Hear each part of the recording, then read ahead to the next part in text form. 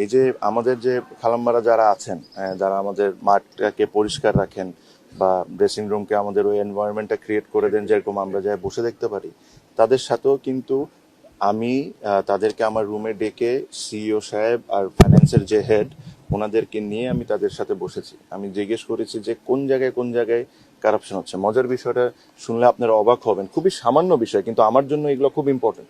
এই মহিলাগুলা প্রতিদিন কষ্ট করে তার পরিবার চালায়। আমি আমার বেতন 6 মাস 1 বছর সরি 1 মাস পর বা 2 মাস পর পেতে পারি, আমার সমস্যা হবে না।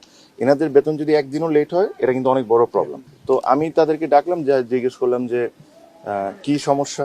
তো বলে যে আমাদের থেকে টাকা নেয়। তো টাকা নেয় কিভাবে? তো আমি বিসিবির সবাইকে ডেকে জিজ্ঞেস করলাম যে কি ব্যাপার। বলে যে এদের টাকা তো ব্যাংকে যায় ডাইরেক্টলি, তো এখান থেকে তো নেওয়া সম্ভব না আনটিল আনলেস ওনারা ব্যাংক থেকে বের করে অন্য কাউকে দিয়ে দিচ্ছেন না।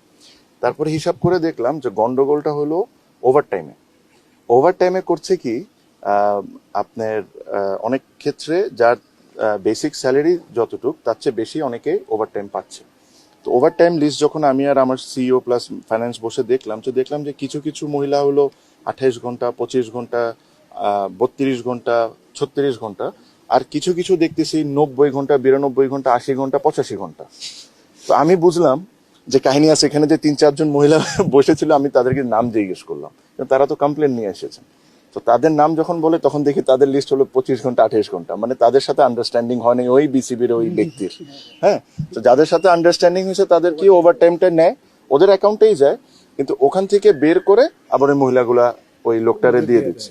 তো এই প্রত্যেকটা জিনিস আমি মানে খুবই স্ট্রংলি মনিটর করছি। আর আমি মানে হয়তোবা আপনারা দেখছেন যে অনেক বদল টদল হচ্ছে ইন্টারনালি, এগুলা করার আমি পুরোপুরিভাবে চেষ্টা করছি। বিকজ আমার কাছে মনে হয় যে দেখেন, একটা বড় কারাপশন যখন হয় এটা নিয়ে আপনি সময় পাবেন, কথা বলতে পারবেন, তদন্ত কমিটি করতে পারবেন, অনেক কিছু নিয়ে ইভেনচুয়ালি ধরতে পারবেন। বাট এই যে মহিলাগুলা যে যারা ধরেন 7,000, 8,000, 10,000 টাকা যারা বেতন পান, যাদের এই টাকায় পুরো পরিবার চলে, তাদের থেকে যদি 500 টাকাও কেউ নেয়, it is a massive crime. আর এই জিনিসটা আমি থাকতে কোনো বিন্দু মাত্রাও ছাড় নেই, 1%ও ছাড় হবে না।